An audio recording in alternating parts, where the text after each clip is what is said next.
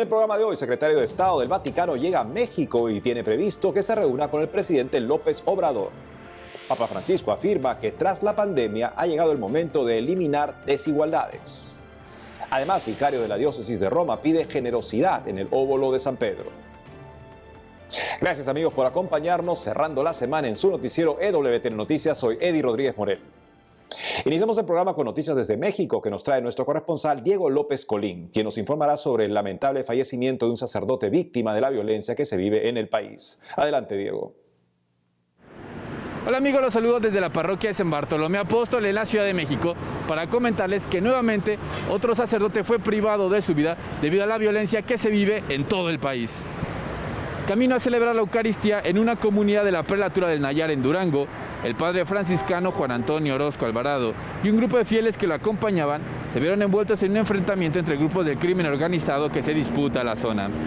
El ataque cobró la vida del fraile de 33 años y aún se desconoce el estado de sus acompañantes, según informó el Centro Católico Multimedial, plataforma que da seguimiento a las agresiones contra religiosos.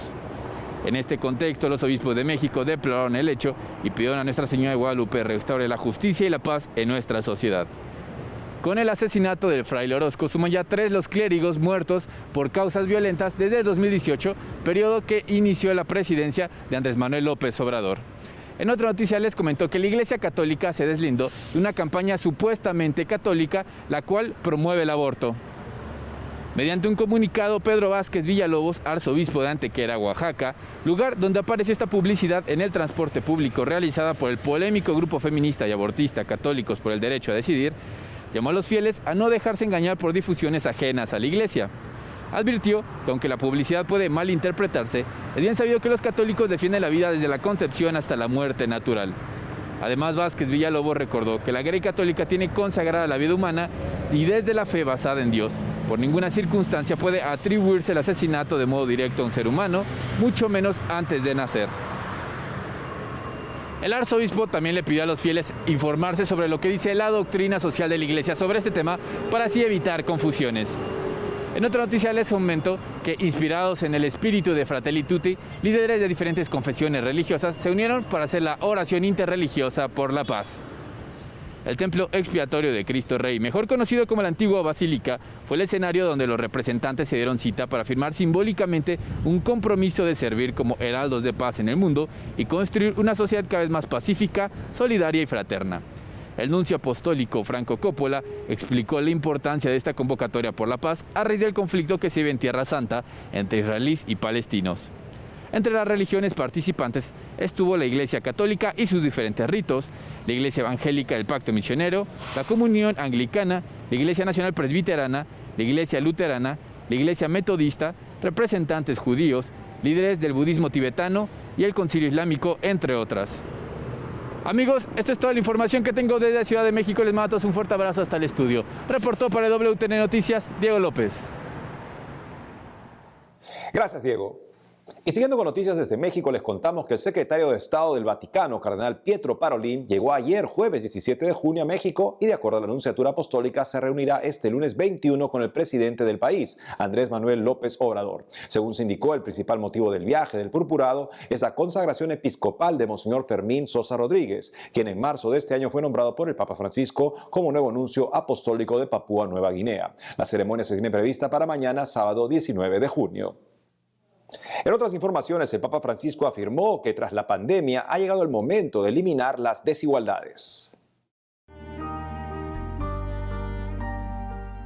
El Papa Francisco afirmó recientemente que una vez superada la pandemia del coronavirus, ha llegado el momento de eliminar las desigualdades y de curar las injusticias que están minando la salud de toda la familia humana. Así lo confirmó el Santo Padre por medio de un video mensaje enviado a la Conferencia Internacional del Trabajo. En ese contexto, el obispo de Roma se refirió a los efectos todavía persistentes de la crisis desatada por la pandemia del COVID-19 y llamó a ejercer un especial cuidado del bien común para contrarrestarlos. Además, sobre el contexto económico y social que se abrirá en el periodo posterior a la crisis, pidió evitar las pasadas fijaciones en el beneficio, el aislacionismo y el nacionalismo, el consumismo ciego y la negación de las claras evidencias que apuntan a la discriminación de los hermanos desechables en nuestra sociedad.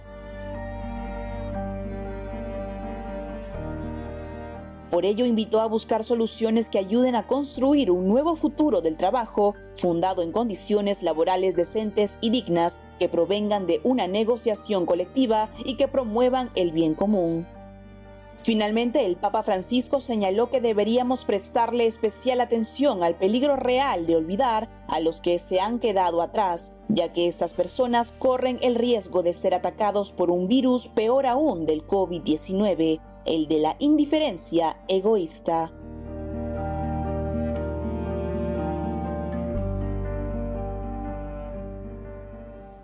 Por otro lado, el vicario de la diócesis de Roma pidió generosidad en el próximo óbolo de San Pedro. El vicario del Papa Francisco para la diócesis de Roma, cardenal Angelo de Donatis, lanzó hace poco un llamado para participar con generosidad en la colecta de la Jornada de la Caridad del Papa. Como se recuerda, por medio de una carta escrita a finales de mayo, el purpurado italiano indicó que la Jornada para la Caridad del Santo Padre, que se realiza cada 29 de junio, solemnidad de los santos Pedro y Pablo, iba a ser anticipada al domingo 27 de junio. En ese contexto, junto a todas las diócesis del mundo, el cardenal de Donatis solicitó contribuir con generosidad a las muchas obras de caridad que el obispo de Roma lleva a cabo en todo el mundo, acudiendo en ayuda de los afligidos por la pobreza. Además, sobre la tradicional jornada, el purpurado señaló que cuenta con una historia antigua porque presenta raíces evangélicas y recordó que los primeros cristianos que se reunían en torno a los apóstoles ponían en común sus recursos para atender las necesidades de sus hermanos más débiles y necesitados. Asimismo, agregó que esta jornada también cuenta con una historia moderna, ya que el óbolo de San Pedro, como es conocido en la actualidad, fue regulado por el Beato Pío IX después de que la Santa Sede se encontrara en un estado de especial debilidad y vulnerabilidad material como consecuencia del fin de los estados pontificios. Por ello, el cardenal Angelo de Donatis concluyó su mensaje subrayando que en todas las iglesias del mundo, cada fiel está invitado a ofrecer su contribución, pequeña o grande, según su disponibilidad personal y generosidad a favor del Papa.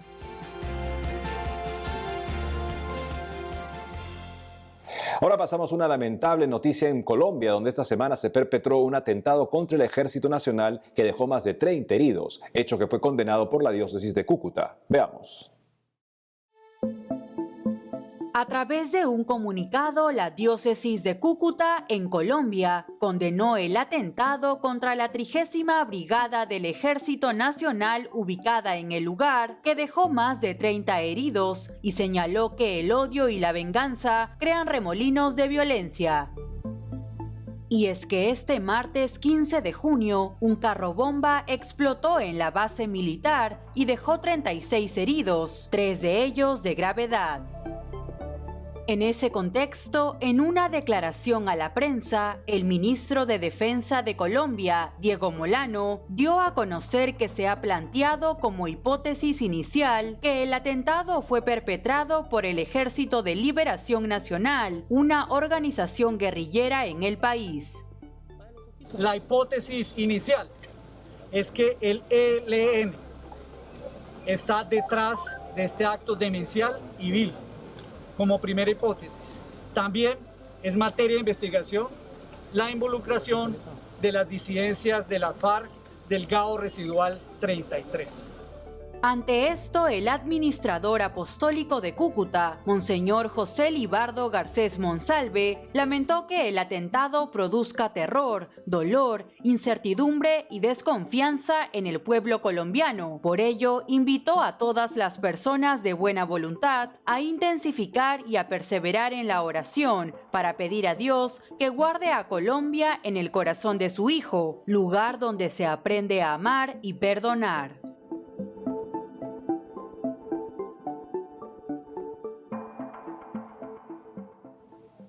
Muy lamentable. Oremos por la paz en Colombia. Y nos conectamos de inmediato con nuestra corresponsal en Colombia, Lida Lozada, que nos informará sobre el lamentable fallecimiento de Monseñor Alirio López, reconocido por liderar la iniciativa Goles en Paz en Colombia. Te escuchamos, Lida. Amigos, los saludo desde el municipio de Caucasia, en el departamento de Antioquia, territorio correspondiente a la diócesis de Santa Rosa de Osos. Y desde aquí inicio este espacio contándoles que Monseñor Alirio López, reconocido en el país por impulsar desde la Iglesia Católica la estrategia denominada Goles en Paz, que buscó reducir la violencia entre hinchas de diferentes equipos de fútbol del país, falleció a sus 67 años de edad, luego de luchar por varios años con un delicado cáncer de estómago. A través de su página web, la Arquidiócesis de Bogotá, a la que pertenecía el presbítero que ejercía como párroco en la Iglesia San Diego de la capital colombiana, ha presentado un saludo de condolencia a su familia. La Conferencia Episcopal, así como diferentes instituciones eclesiales y públicas, también han lamentado profundamente la partida de Monseñor Alirio. Y en otras noticias les comento que en pasados días se llevó a cabo la solemnidad del Sagrado Corazón de Jesús, una Eucaristía a través de la cual se renovó la consagración del país y de los hogares colombianos al Sagrado Corazón de Jesús. Esta consagración se llevó a cabo por primera vez en 1902, en medio de la Guerra de los 1000 días, un doloroso episodio de la historia colombiana que dejó más de 100.000 muertos. Precisamente a través de esta solemnidad, la Iglesia Católica colombiana ha querido expresar su fervoroso anhelo por la reconciliación, la unidad y la paz del país en medio de este complicado episodio de crisis humanitaria, social y política que vivimos. La celebración estuvo presidida por Monseñor Óscar Urbina, presidente de la Conferencia Episcopal de Colombia, y contó con la participación del nuncio apostólico, del cardenal, del arzobispo de Bogotá y de otro importante grupo de arzobispos, obispos, sacerdotes y religiosos. Durante su homilía, Monseñor Urbina afirmó que con el corazón de Cristo se busca llegar a todos los rincones de la geografía colombiana, como un símbolo de protección para la vida y haciendo sensibles los grandes valores de la bondad, la verdad, la fraternidad, la justicia y la reconciliación que brota de la persona. Todos tenemos un camino para ser constructores de una Colombia consagrada al corazón de Cristo. Del corazón nuevo nacerán nuevos sistemas, nuevas instituciones, nuevos caminos, afirmó Monseñor Urbina. Y para finalizar les comento que en el contexto del paro nacional que estamos viviendo en el país, que ya completó más de 50 días, el Comité Nacional del Paro ha anunciado una suspensión temporal de las diferentes movilizaciones que se venían realizando, aclarando que no se trata de la suspensión definitiva de esa inconformidad y de esas manifestaciones que se estaban presentando, sino más bien de preparar el camino para unos posibles diálogos que conduzcan a proyectos de ley que favorezcan estas peticiones y que también se espera sean analizados y aprobados en el Congreso más adelante. Al respecto, Monseñor Héctor Fabio Henao se ha pronunciado. La Conferencia Episcopal, que ha venido acompañando este proceso y haciendo las veces también de facilitador del mismo, quiere invitar a que no perdamos la esperanza, a mantener la confianza en que las grandes aspiraciones, los grandes metas que se han colocado de asegurar niveles de vida dignos para los más pobres, de aliviar la situación de quienes han sufrido el impacto tan severo de la pandemia en términos sociales y económicos, el recuperar condiciones de vida, de inclusión, condiciones adecuadas para que los jóvenes puedan desarrollar todas sus potencialidades, en particular la empleabilidad que tanto golpea a nuestras jóvenes. Todos esos grandes objetivos puedan lograrse y sigamos avanzando hacia ellos a través del camino del diálogo, de la concertación. Requerimos un ejercicio de reconciliación y un ejercicio de reencuentro para hacer posible la sociedad en la cual encontremos condiciones de vida dignas para todos los ciudadanos. Muy bien, hasta aquí las principales noticias desde Colombia. A ustedes, gracias por estar conectados con nosotros. Nos vemos pronto. Gracias, Lida. Amigos, tenemos que hacer una pausa, pero al volver, cardenal en Estados Unidos afirma que un mundo sin armas nucleares no es un sueño utópico. Por otro lado, el episcopado de Bolivia presenta informe de su rol en la crisis sociopolítica del país. Ya volvemos con más información en EWTN Noticias.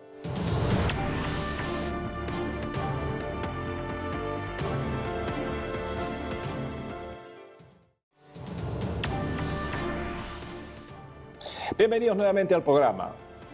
Y ahora les contamos que el arzobispo de Chicago en Estados Unidos, Monseñor Blase Cupich, afirmó que un mundo sin armas nucleares no es un sueño utópico. Conozcamos los detalles.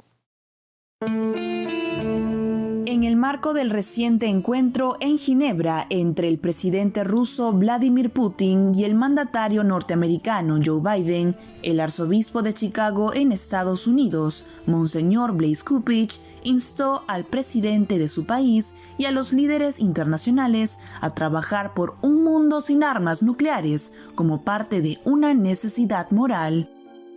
En un artículo escrito para el medio estadounidense The Hill, Monseñor Cupich indicó que las armas nucleares representan una amenaza existencial para toda la vida en la Tierra.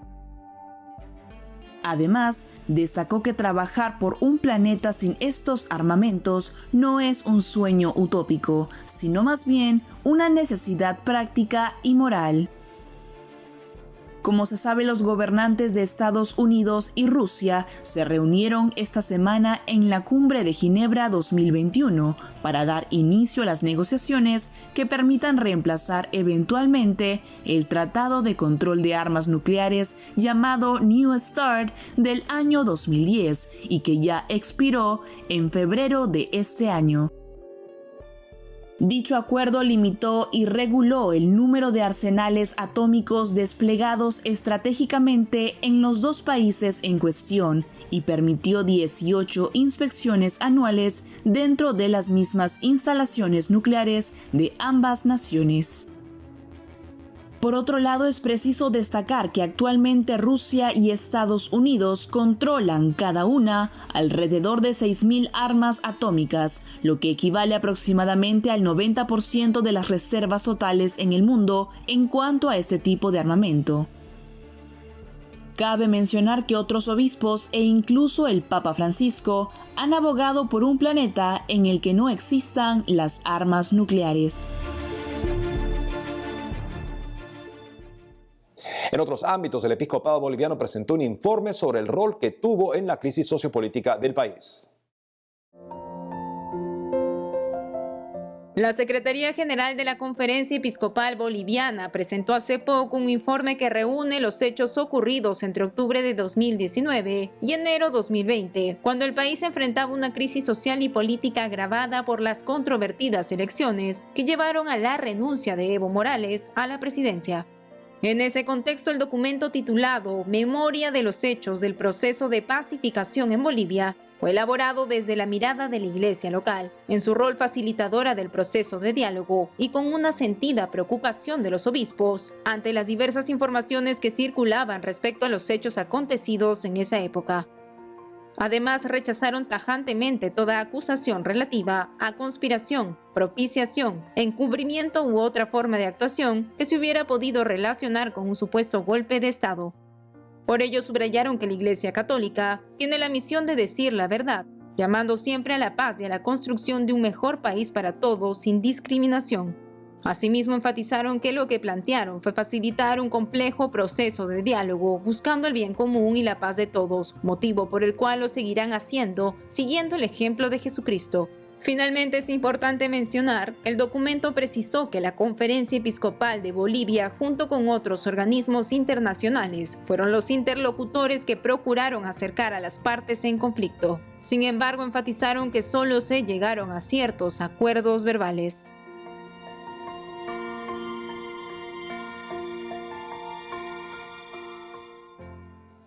Y nos vamos de inmediato a Denver con nuestro director de noticias Alejandro Bermúdez, quien hoy nos hará un breve análisis sobre la coherencia eucarística. Te escuchamos, Alejandro.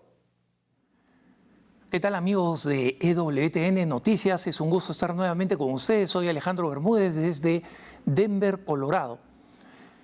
Esta semana los obispos norteamericanos están concluyendo su asamblea de primavera virtual, donde han discutido un tema sobre el que se ha concentrado exageradamente la atención pública, que es el tema de lo que los obispos llaman coherencia eucarística. ¿Y qué cosa significa? Significa que nuestra relación con la Eucaristía tiene que influir nuestra vida cotidiana y las decisiones que tomamos. Esto se aplica a todos, no solamente a determinados políticos o al presidente Joe Biden. Todos los católicos necesitamos esa coherencia eucarística, ¿no? Pero una de las razones por las cuales esa coherencia eucarística no sucede y donde no solamente el presidente de los Estados Unidos, que es católico, el segundo presidente católico de la historia de los Estados Unidos, y que promueve políticas que están abiertamente en contra de la doctrina de la Iglesia, sin embargo, dominicalmente recibe la comunión. Ese no es el problema, es un problema porque, digamos, al hecho de la incoherencia entre la vida y la recepción de la comunión, se suma el escándalo. Es el católico más prominente de los Estados Unidos, de 300 millones de habitantes, y este escándalo es un escándalo grave, no es una cosa menor. Pero el problema va a otro tema que los obispos norteamericanos han tenido la sabiduría de discutir y que van a aprobar. Es el rescate de la catequesis eucarística. ¿Qué cosa significa esto? Hermanos, muchas veces si los católicos recibimos impropiamente la Eucaristía, ¿no?, es porque simplemente no hemos entendido lo que la Eucaristía es. Y no hemos entendido lo que la Eucaristía es porque no estamos suficientemente catequizados, o sea, no hemos aprendido bien, no nos han enseñado bien. Y en segundo lugar, porque muchas celebraciones eucarísticas han ido desapareciendo o disminuyendo de nuestra vida. El cuidado para la celebración de la Eucaristía, por ejemplo, si el sacerdote está impropiamente vestido o no le importa cómo está vestido, digamos, me refiero a los ornamentos litúrgicos, ¿no? Si no son razonablemente cuidados, si no están razonablemente cuidados, si no transmiten una cierta belleza proporcional a lo que estamos celebrando, ¿no? Si no tenemos actividades como las procesiones eucarísticas, como la adoración eucarística, en los entornos además que muestren lo que significa para nosotros que ese sea la presencia real de Dios, que Dios está frente a nosotros, ¿no? Entonces, esta realidad, la necesidad de esta recuperación, de revitalizar el amor eucarístico en la Iglesia, está tomando muchas formas entre los obispos norteamericanos y creo que han tenido algunas ideas prácticas que son muy importantes para resucitar, para renovar el amor eucarístico y no tener que resolver problemas como los que hay, que tenemos a un presidente católico que asiste a misa, que comulga regularmente y que sin embargo vive esta contradicción, que no tengamos que resolver estos problemas de otros políticos, de otras personas públicas que son un antitestimonio, que son un escándalo público y que se acercan a recibir la comunión, no sean resueltas por normas, solamente normas. Las normas son importantes, por eso existe el Código de Derecho Canónico, pero las normas no van a resolver el problema de la coherencia eucarística. Y por eso es que ideas como las de promover libros adecuados que inspiren a los niños y los jóvenes a amar la Eucaristía, pequeñas formas de catequesis familiar que ayuden a los niños a entender la importancia de la presencia real de Jesucristo. liturgias, recuperar el jueves como día de adoración eucarística. Y en el caso de Estados Unidos, que es una nación bastante extensa, la decisión de retomar los congresos eucarísticos nacionales que desaparecieron de la práctica de la Iglesia durante décadas, ¿no? Y que ahora están tomando la decisión de seguir. Eso es extremadamente valioso y creo que puede suscitar la imaginación de los obispos de todos nuestros países para encontrar nuevas formas de devoción eucarística. En la mayoría de nuestros países tenemos una devoción eucarística viva, pero para lograr la coherencia eucarística necesitamos hacer más. Y si lo que hacemos es bueno, hagámoslo aún mejor.